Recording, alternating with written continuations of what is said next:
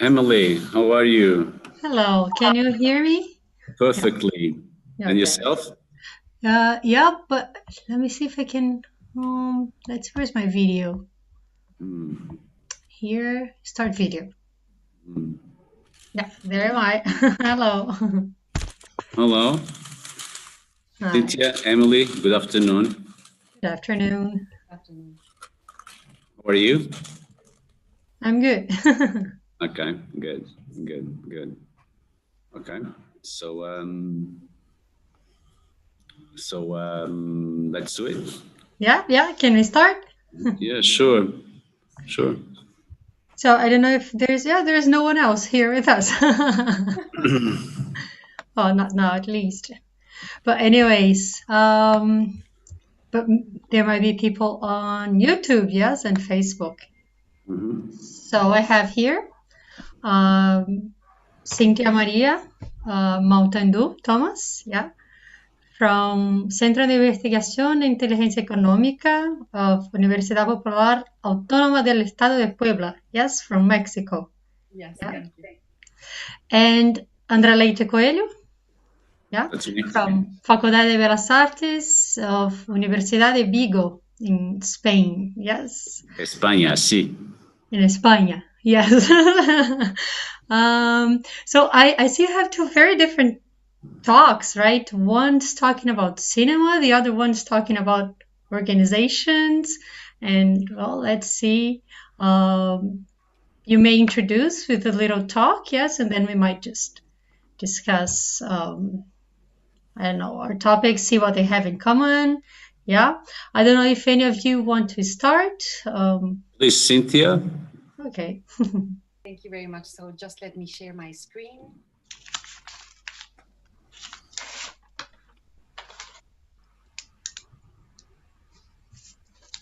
Are you looking at my slides now? Yes. Okay. So basically what I'm going to be talking about is how to use alternative stories to promote organizational change. So this is taking these type of stories from the perspective of business and management. And first of all, I would like to introduce what is change and change management in the context of business. And change is basically the process of moving from one state, which is the current state, to another state, which is the future state or the desired state. And the fact of managing change comes because this is a discipline that's going to guide the way in which we prepare, equip, and support individuals so that they can drive organizational success. The problem is that every time we face change in organizations, we face resistance. People don't like to change. And when they resist change, this is going to turn into grief. So this is an emotion that creates a lot of problems in organizations. So people are going to be very anxious and feel uncertain. There is going to be a lot of fear, a sense of loss because they don't know what's going to happen. People have this compulsion to hold to the past and they don't want to be taken out of their comfort zone. So there's a complete unwillingness to adapt to these situations that have been altered because of change. And sometimes it's because they perceive that change is either not necessary or not possible. So overall, there's a negativity effect because of change. And this is really difficult to come across. And one of the good things is that we can do this and change this perspective through alternative stories. Just to get a little bit more into this idea of grief and how people reject change, we can look at the Kubler-Ross change curve. This is very common. It's been used in psychology as well as in businesses and in every discipline possible. And it shows how people react in terms of the morale over time when change occurs. So sometimes change can come as a shock because it's a surprising event that we didn't expect. So people immediately enter into this disbelief. They get frustrated and sometimes even depressed, so they completely lack energy.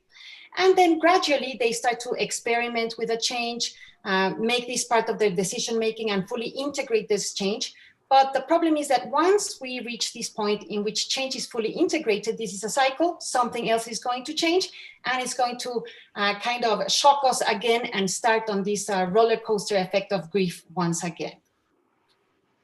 As I said, alternative stories in business and management, they create this positivity effect in change management because stories in general are really memorable. They create meaning.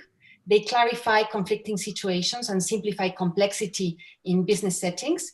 They also help integrate the perspectives of everyone who's taking part in constructing or in building these alternative stories, so everybody feels that they're taking into consideration. This also reduces time to change because we know exactly what we want to do. We introduce additional options, so there's a wide variety of things that we can choose from, and endless possibilities because the stories can change continuously. So there's no limit on how many stories we can create to promote organizational change. And in organizational change, what we're dealing with is answering the question, what if, but basically, what if we change something? And this change is going to be based on the desired outcomes and potential solutions. So we create sessions in which we work with the employees from different levels, and we ask, what would you like to see for the future in the organization? What would your ideal story be like? And then plan accordingly. And there are different stages in introducing stories as part of change management. And the first stage has to do with the preparation stage. And in this stage, the first step that we need to do is define the change strategy. And this is precisely when the alternative stories come into play. So we need to ask, how big is the change? How many people are going to be affected? Is this going to be a gradual or a radical change, something that is actually going to shock people, or it's something that people are going to be accustomed by time? How much change is already happening because maybe some of the people are already working towards this change? And what is the type of resistance that we can expect, especially to identify the type of emotions connected to the part of the resistance and the grief? And basically here we establish what is the desired outcome through the alternative story. And once we have that, we can start developing the plan to establish the change and to make the change hold. And in this sense, the alternative story becomes an intentional narrative, and it's a transformative storytelling because we know exactly what we want to do, and people are going to change with the organization, and they're going to embrace these new ways of doing things. And the purpose here is to advocate and create an impetus or a momentum so that we can introduce change. And these changes can be changes in behavior, in action, and also changes in strategy. So alternative stories work at all levels of organization. It also helps weave together some kind of magic, but also with the logic of the business, because this is the ideal of what we want or we desire. But it's going to be infusing information with emotion. So we're really connecting this rational part with the emotional part of the workers. And this also helps develop organizational metaphors. And these metaphors are kind of an imagery that we use to connect the ideas of the business to where we want to go. We see that metaphors in organizations have been around for a very long time. We can have different types of metaphors that are connected to these alternative stories. And the alternative story becomes the guide on how to get there. And there meaning this desired outcome that we want out of introducing change. Let's say, for instance, changing machinery, maybe introducing a different process and things like that. So how do we get there? And when we do this, when we take the alternative story as an intentional narrative, change becomes a decision, not a restriction. So again, alternative stories, what they are doing is producing this positivity effect towards change. And the focus of alternative story can be different. We can consider this alternative story to shed light on something, maybe something that we want to address, or maybe a specific problem. We can use the alternative stories as a glue to bring people together into one single narrative so that everybody feels that they're part of this change and they're all in this together. Or even expand on this story to create the story as a web that is going to be connecting maybe different areas or different elements or maybe different stakeholders in the business. And just to end, these are some of the benefits of alternative stories in change management. It can be used first as a diagnostic tool. So to say, where do you think we are? And let's tell this story, then tell the story of where we should be. And we establish the gap between what people say we are now, where people say we are now, and where we should be.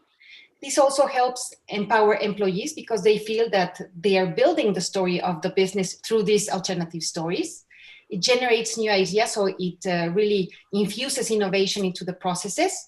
It helps build commitment because everybody participates in this flow of new ideas. It connects, as I said, knowledge and emotion, and it establishes the clear outcome. So as you can see, we close this cycle between where we are and where we should be, or where we want to be, establishing these alternative stories.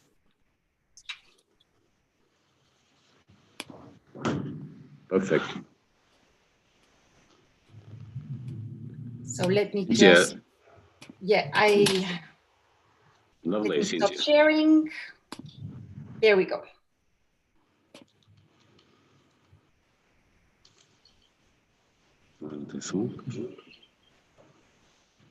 Atenção agora.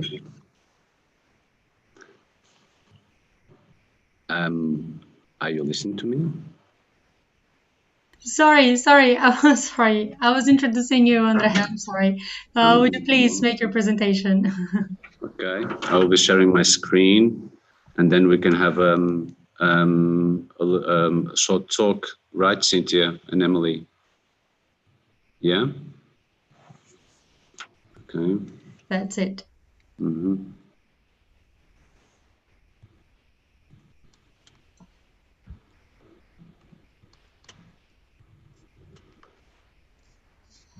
One moment, please. We're just having this technical issue here. It's a new year for everyone, right? Just like I just mute and then, no, okay, no, unmute. Yeah. Like 2020 was the year for us to learn how to do everything online. Yeah. Okay. Okay, Cynthia, your alternative stories for this management change are applied to both to companies and institutional offices, correct? Yes, any type of organization. Mm-hmm. Yeah, I truly support your idea that the most difficult point to overcome is the resistance. Of course, that's always the most difficult thing to overcome in the beginning, isn't it? Yes, it is. Yeah. And it comes every single time. So. Mm-hmm. Is my screen already shared? Yeah. Yes. Yeah. Okay. So okay.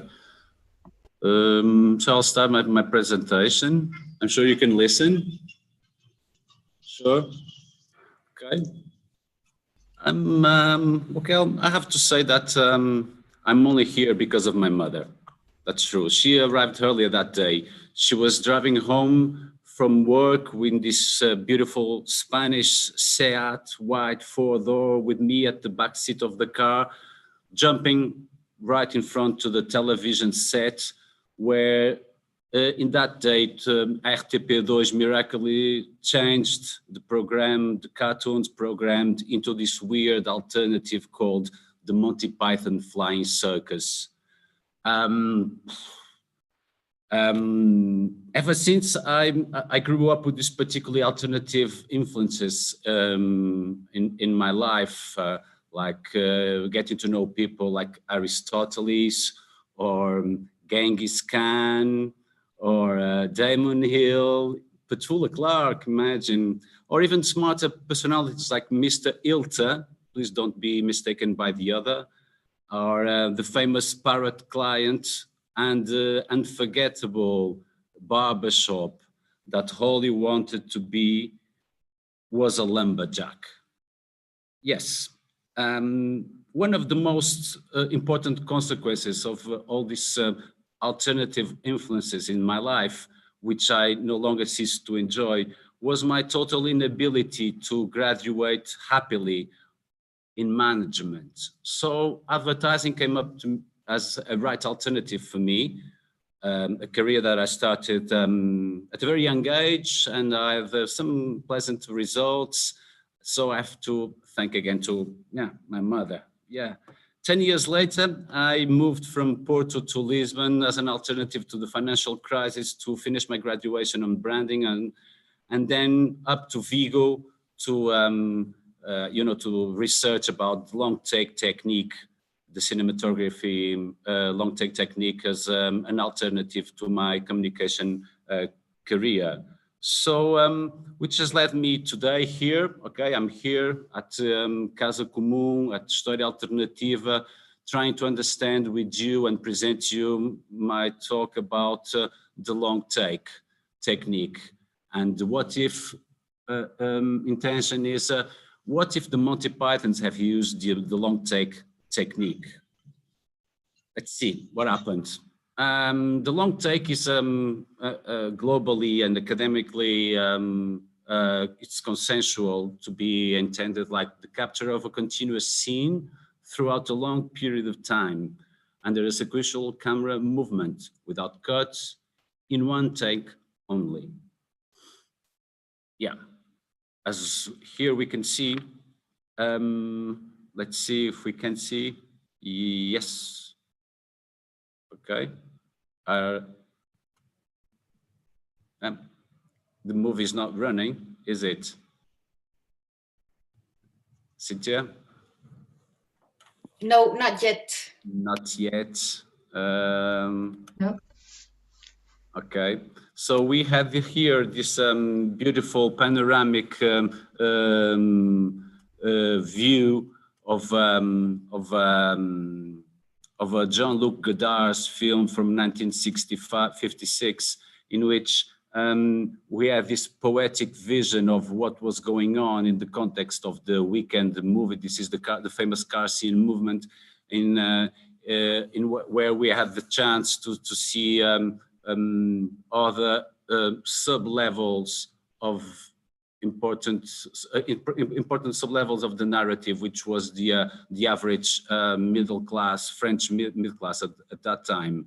Over here, I had prepared this video of the Birdman, Michael Keaton's Birdman. It was an Oscar Award winning last year by Iñárritu, in which he comes from this backstage, he goes down the corridor and meets the people all in a beautiful one take. I'm so sorry not have the possibility to show you the video, but technical issues happened. And over here, and then we have the barbershop, the Monty Python barbershop, in which we have a narrative of a previous scene going to the following one with one take only. Okay, and so considering the Monty Python Flying Circus aired by BBC One from 69 to 74 had 4 different seasons, each with 13 episodes each.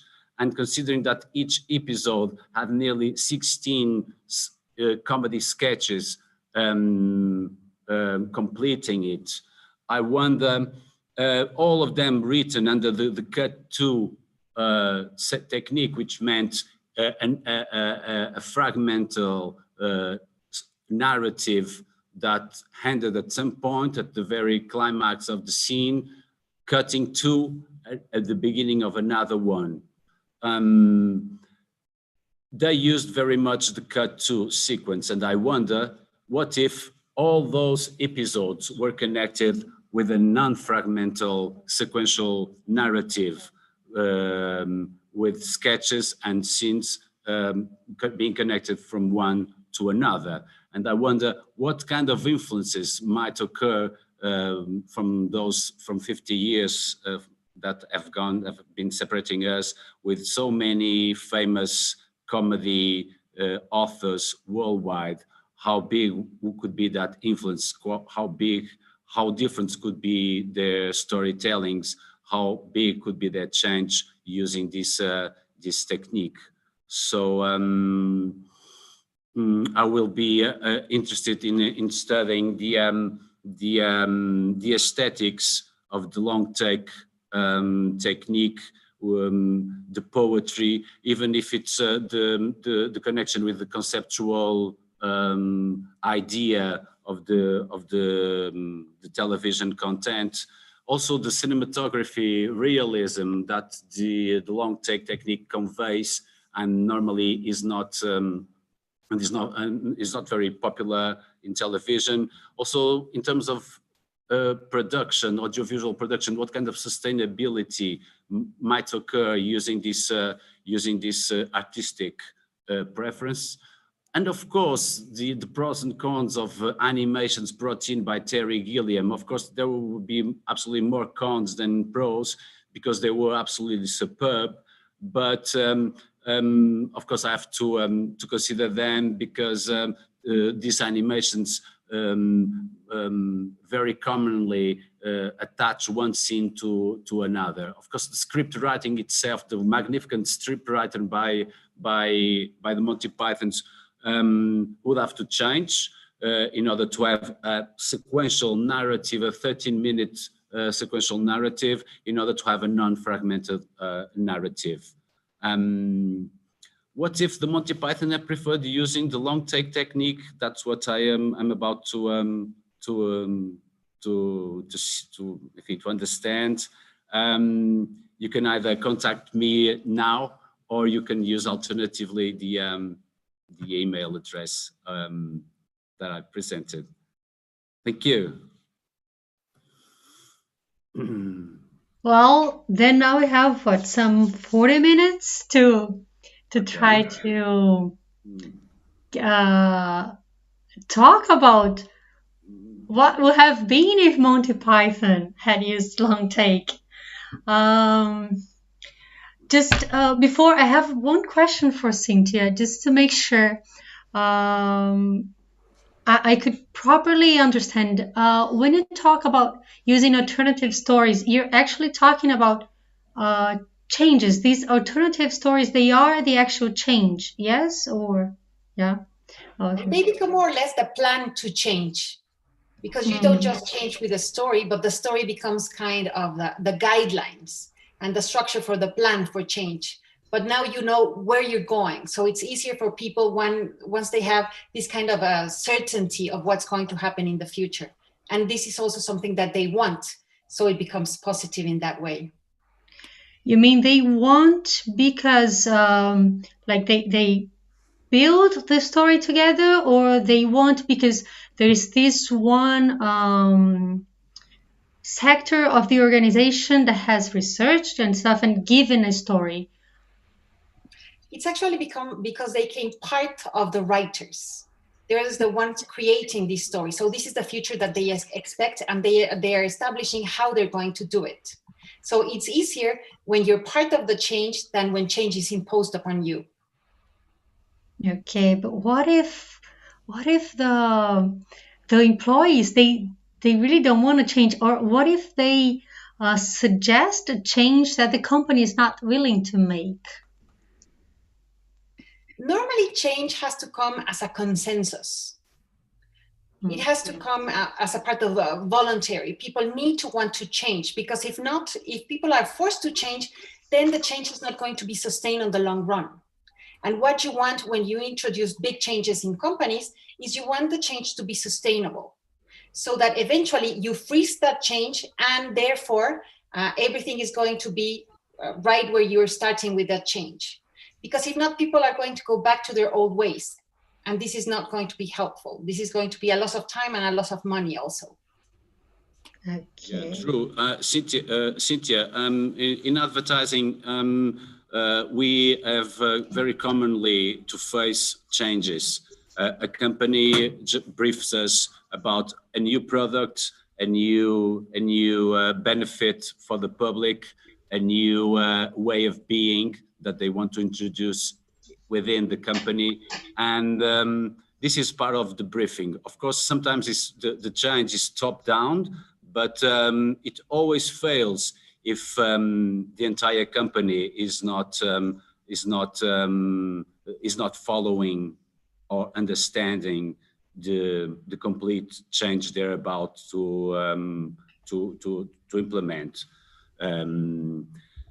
True, and for instance, the most recent advertising awards, the Cannes Awards or the Eurobest Awards, they generally award advertising campaigns that they are not only magnificent in terms of communication, but they are life-changing.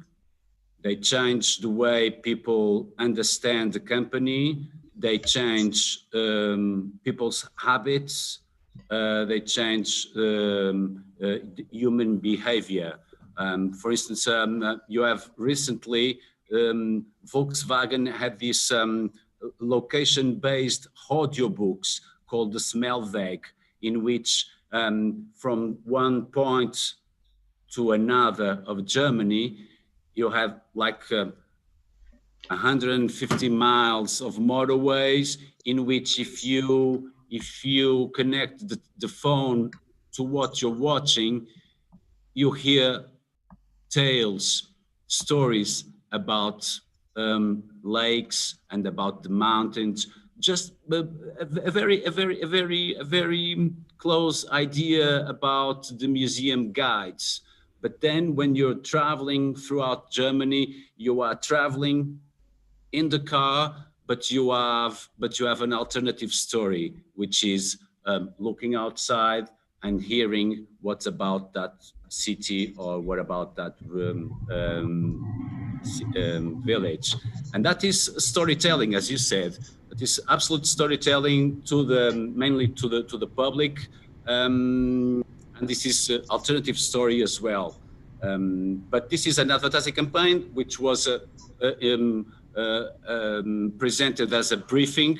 When we face those kind of challenges to the whole company, that's even harder to accomplish, because all the workers, top to down, they have to realize, as you said, the briefing and the guides and the plan to be accomplished in the next future. Yeah. Yeah. Another good example about alternative story is another advertising campaign. It's the Do Black. The Do Black, it's a credit card that limits your purchases when you reach your carbon limits. Okay, so unlike the other credit cards that you're not able to buy more products when you reach your financial limit, this card understands what is the carbon, how do you say, what's the carbon value of the product you're buying, and then if you reach a certain level of you can buy any longer. This is pure storytelling. This is absolute changing. This is alternative stories that change management and change products and change people lifestyle. That's why it was awarded with advertising prize last year. No. Well, then I would ask, is there any situation in which these alternative stories should not be used? Interesting question. Well, that's that's the idea of having a scientific discovery placed in the bad hands, right? Yeah, but then, well, yesterday and today, we talked about here also about these scientific discoveries and how they are also stories that can have alternative stories, right? Because we do have this idea that science is always like, there's no alternative story for science. Yesterday, you're talking about, I really don't remember his name. It's one of the yesterday's name. He was talking about cigarette cigarette advertising, cigarette advertising, but also about how cigarettes, they were supposed to be good for your health, because that's what research is told, right? So maybe science is also an alternative story, but it's always alternative to what? And then there, in another sense, like quite close to what you were saying, Andre, not only the story is alternative because it has a different narrative, sometimes the same story, I mean the same text, just the framing changes, or whether you use a long take or a cut to, you change the story not because the text is different, right? So again, my question was, in organizations, is there some situations where alternative stories should not be used? Because frankly, I don't see that being much used today, which does not mean that it shouldn't be used. But if like, I mean, some people would say like, oh, but no, that's just like that's not how things work. And also, Andre, I would like you to tell me, if you could, of course, tell me a little bit more about this difference in framing and in the way you make people see the story. Just like you're talking about humor, yeah. Also, you said that long takes bring more realism. I don't know if they bring. I don't know because I really don't. I'm not very much into the cinema area. Oh, sure. Yeah, the main idea is to to mimic life, right? Of course, you're there in your own space, and then in 10 minutes we're gonna hang out. We're gonna hang the Zoom call, and then you're off to the supermarket, and you will keep on with your living, and then you changed, right? Now you're Professor Emily, right? And then you will be a supermarket client, right? Yeah. And your circumstances, although you're the same person, your social circumstances and the way people see you are different. You're buying bananas. That's all you care. It's a good pack of bananas. And that's another story of your life, right? Once we use and these specific moments are not fragmented, because you're not going to die and you're not going to rebirth again. You will keep on moving.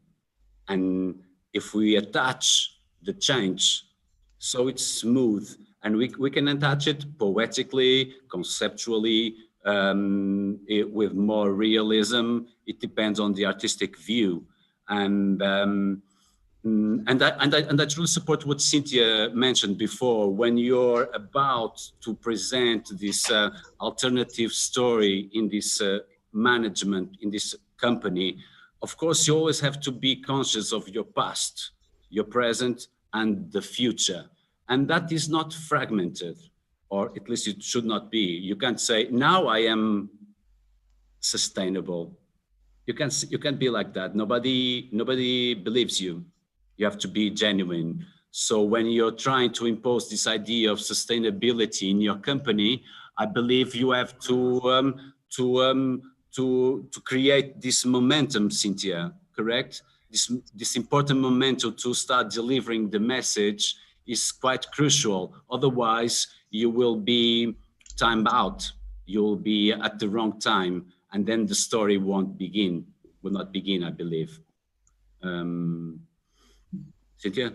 And before that, Emily, you asked when would you not use these alternative stories in business setting or in organizations? And one good reason might be when you need a specific change, specifically, for instance, in emergencies or crises, that you need everybody to change towards a specific direction. So it comes as a directive. So it comes just as a directive, with no options for decision-making or for participation into creating these alternative stories.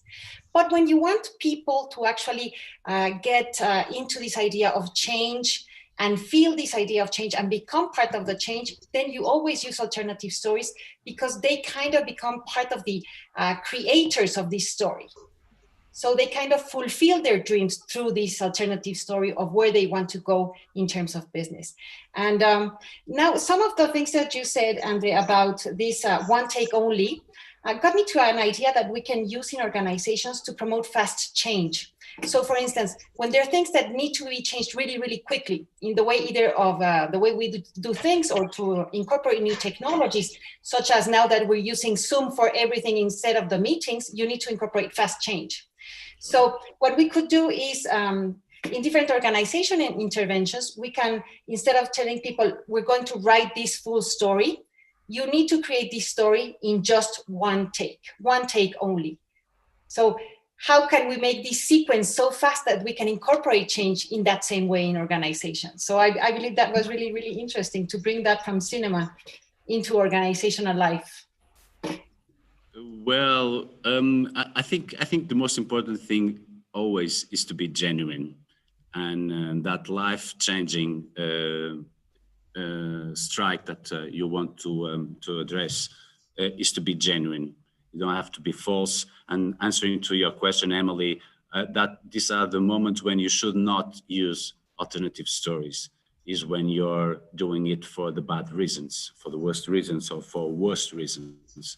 So you always have to use it, I think, for the better. And once you're doing it, being genuine, which is being genuine, you have two reasons to believe that what you're telling, that your new story that you'll be telling is true, and people believe in top to down. And Cynthia, perhaps if you want to be that quick on changing, perhaps writing the whole script is not possible, but perhaps you have to have a really good idea in the beginning, right? And then keep writing it. But again, the company understanding and belief on that idea is absolutely crucial. It's absolutely crucial, right? Because what most important, what's for me, what is most relevant is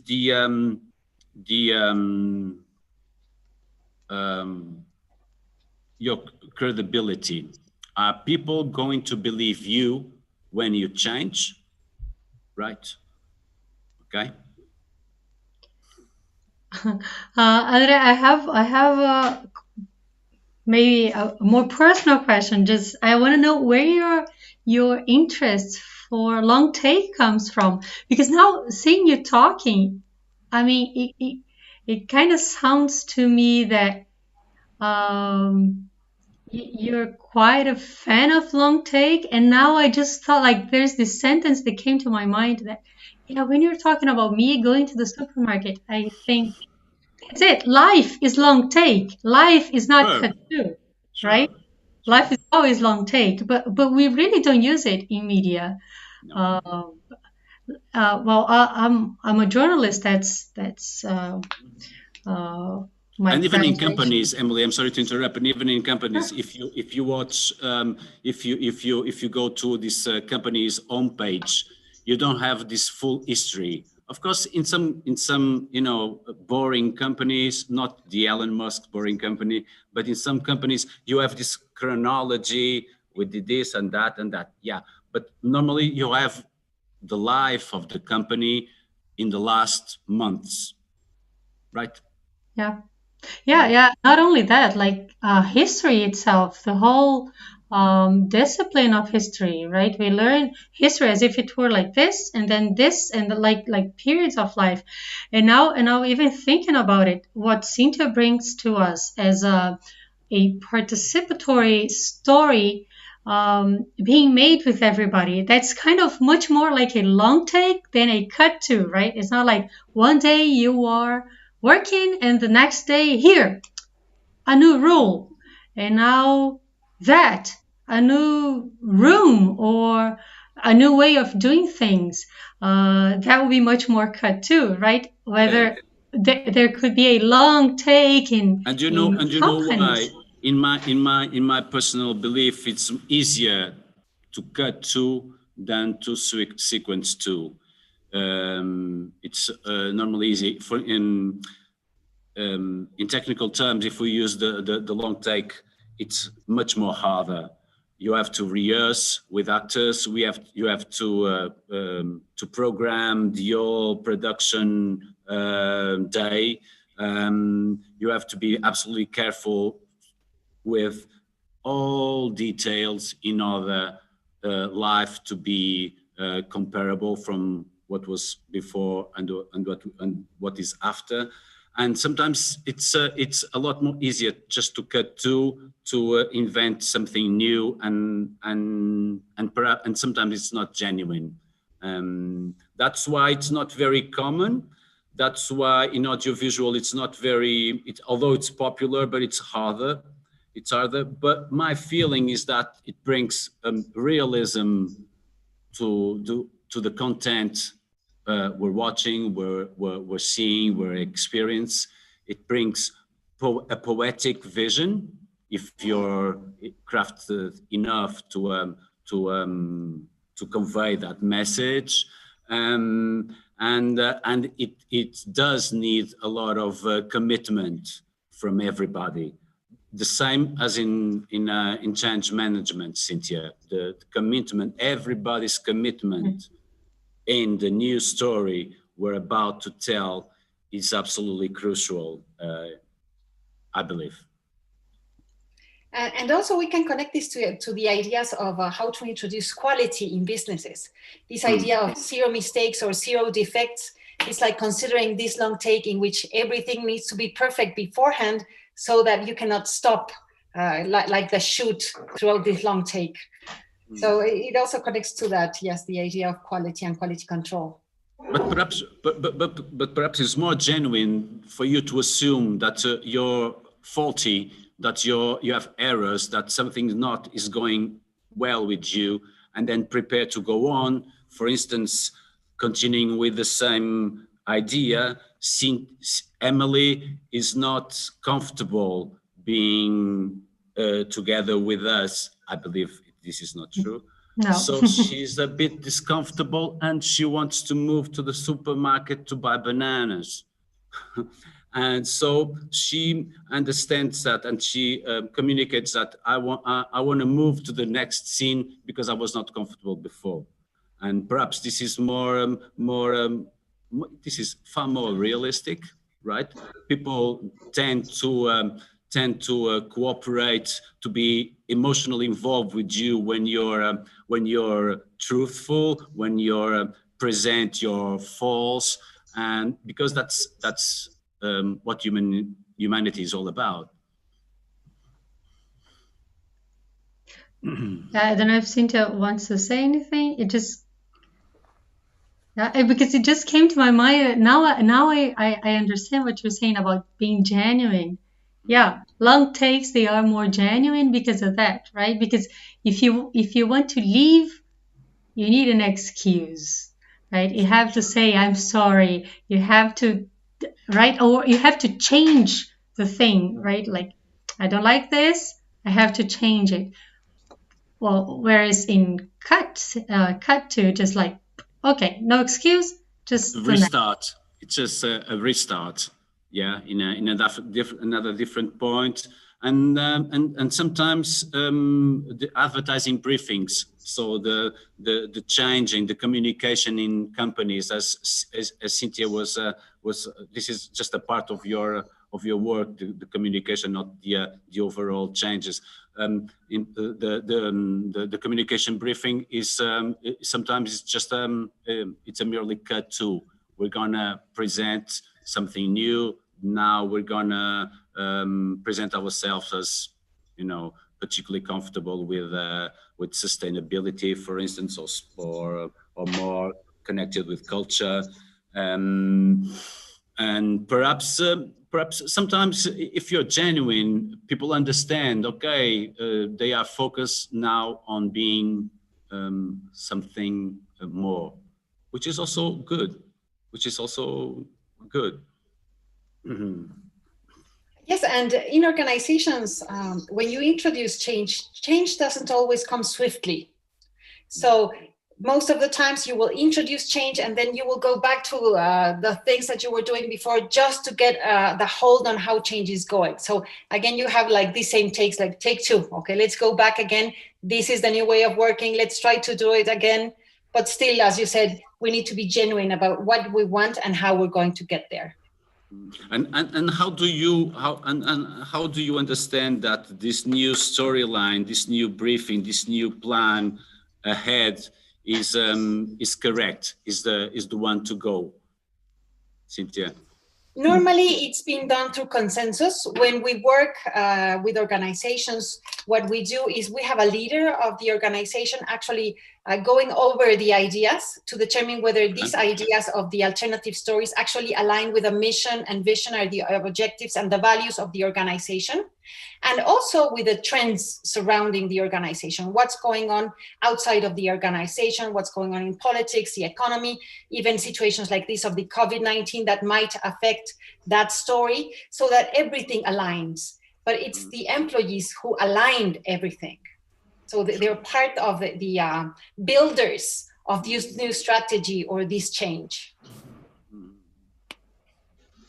What I find sometimes, I think everybody does, is you pop in a store, you ask for this product, and the person who is talking with you is not aware of what you're talking about, and you're talking about something that her very same company introduced. That happens a lot. I don't know if I was clear. Yeah, yes. I understand. It's happened, like, I guess, to me or to everyone. Yeah, you go to the store and say, no, this new product, it's your brand. Oh, no, yeah, I didn't know. Or just like, it's another department, I don't work with it. Yeah, and yeah, not all the salespeople or the frontline, they know about all the everything that the company is doing. Yeah.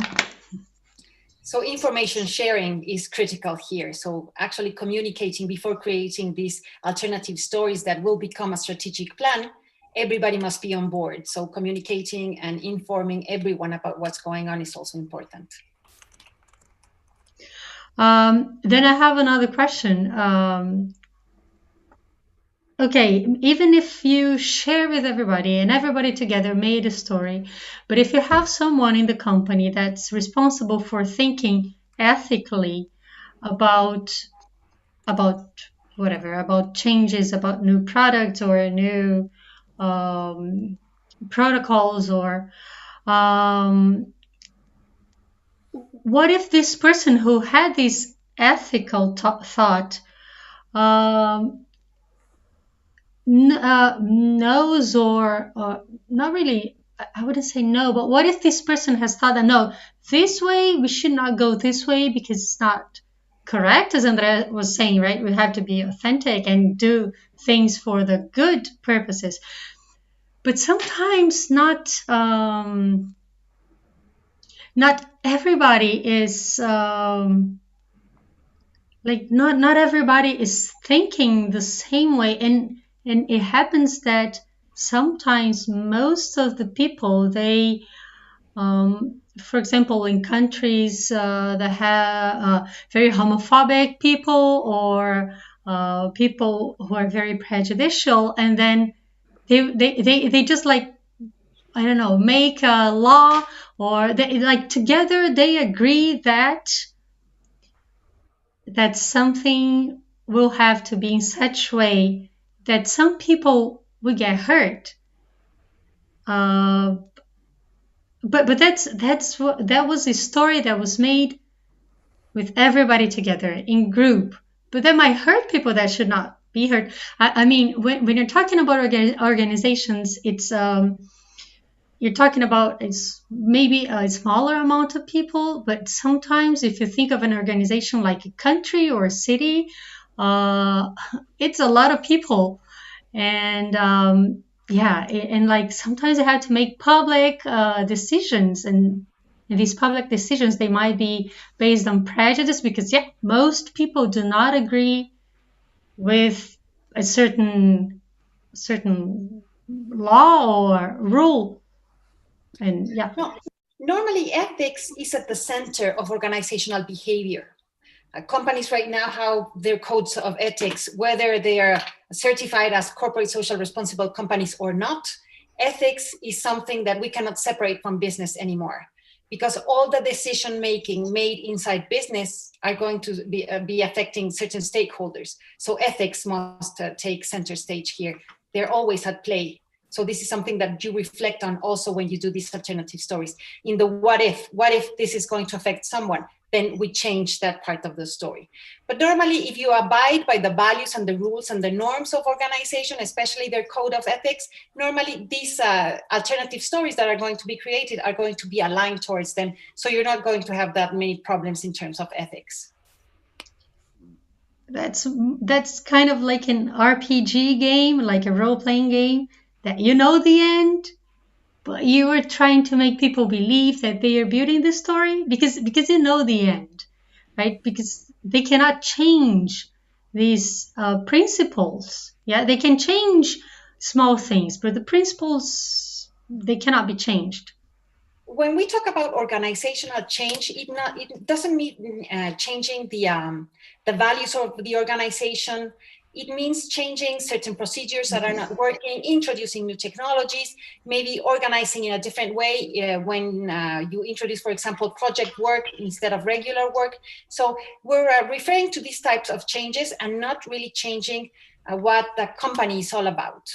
So you already know that everything has to do or has to be according to these organizational values and mission and vision, but still you can change the mission and the vision after a certain time, because organizations get restructured, things in the environment actually change, and businesses need to change accordingly. But the essence of what the organization is not going to be changed through these alternative stories. Okay.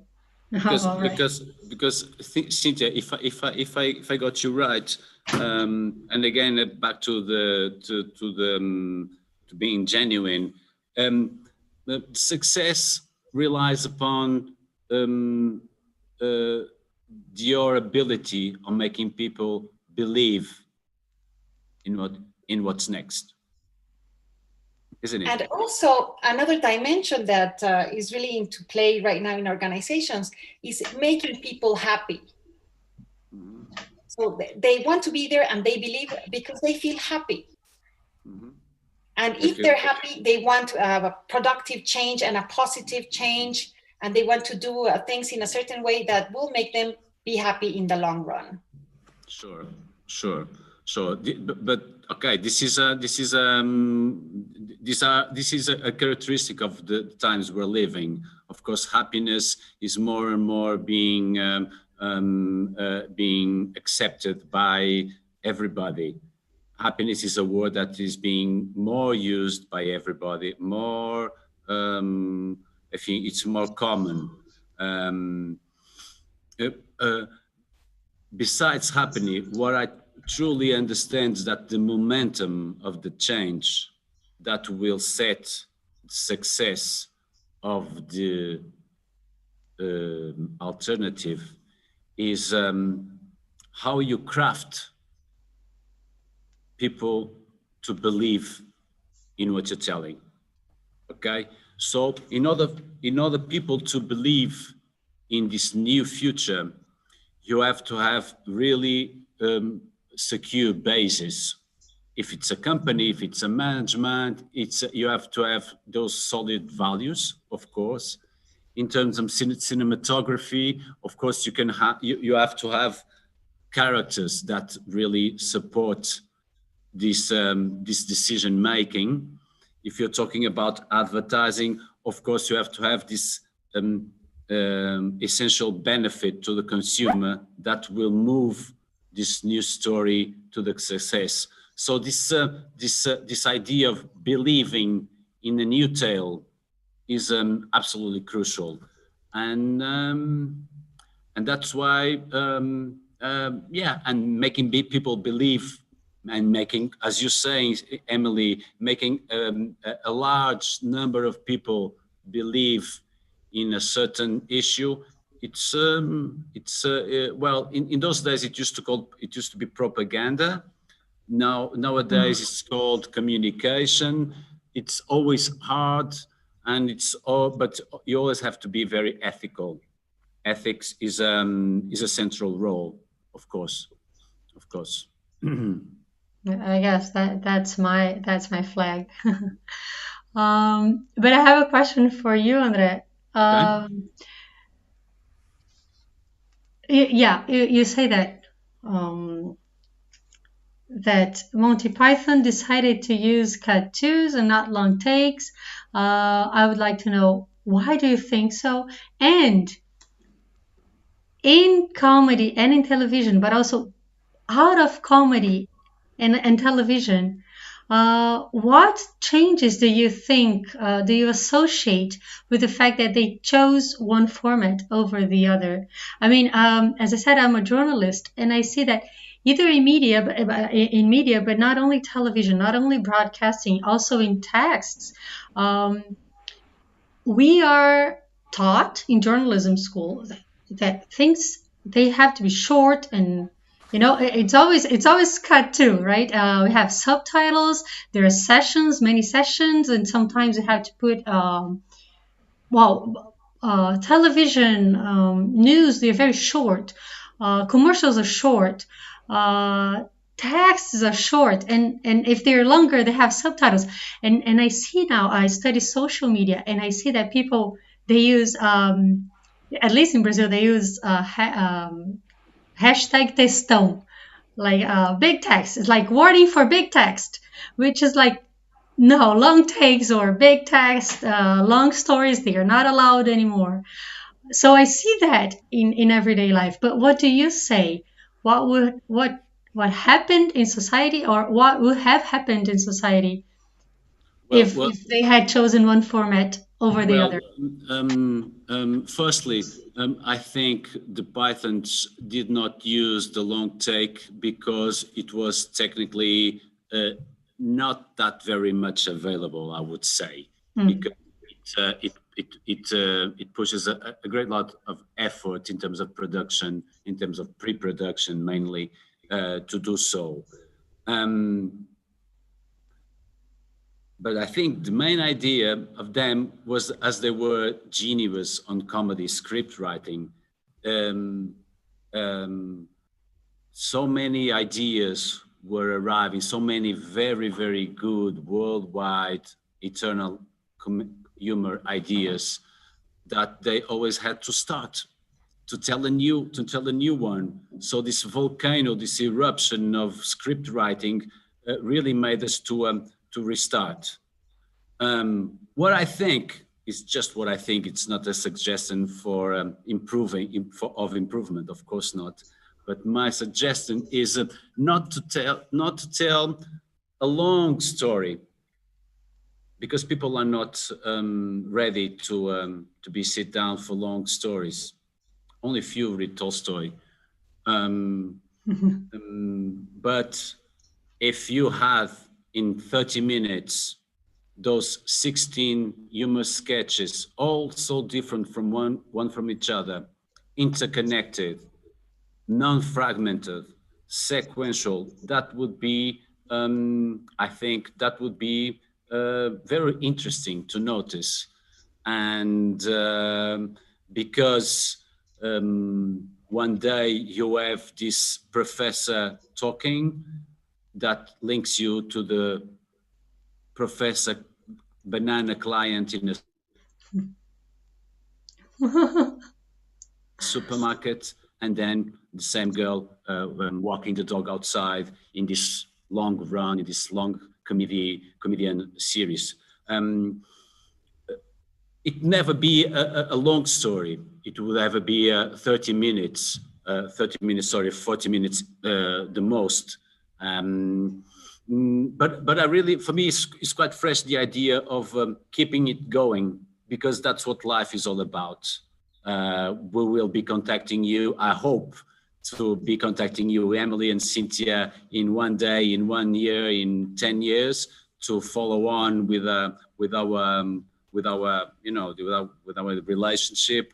And that is what life is all about, to keep on going. And I believe this sequential narrative of our lives is what matters the most. And if the Monty Pythons have done that, I wonder what would be those consequences with so many wonderful authors. And I believe I've answered your question, Emily. Yeah, but just if we meet again and not online, that's cut too, right? To a different scene, anyways. Yes, but yeah, we have to rewrite it then. Yeah. Okay. Anyways, Emily, if you have any final words, I guess. I think I've been told that we have to cut too. Yeah. Cynthia, do you have anything to say just to wrap up? Just that it's interesting to see how there are a lot of things in cinema that go back to organizations in terms of how stories are told.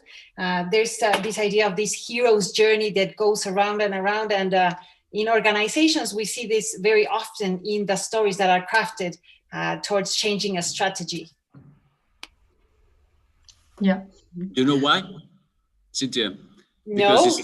I believe it's because this is all about humans. Yeah. Yeah. That's right. At the end. It's a human story in the end. Yeah. Yeah. Well, it was a pleasure, Cynthia. Yeah, too bad 2020 is not a year where we can have coffee breaks together and talk longer during event nights, dinner. But anyways, it was a very big pleasure to know you. And likewise. Yeah, and it's a pity we have to leave. Yeah. Cut two. Yeah, cut two. Okay. Bye. Bye-bye. Bye.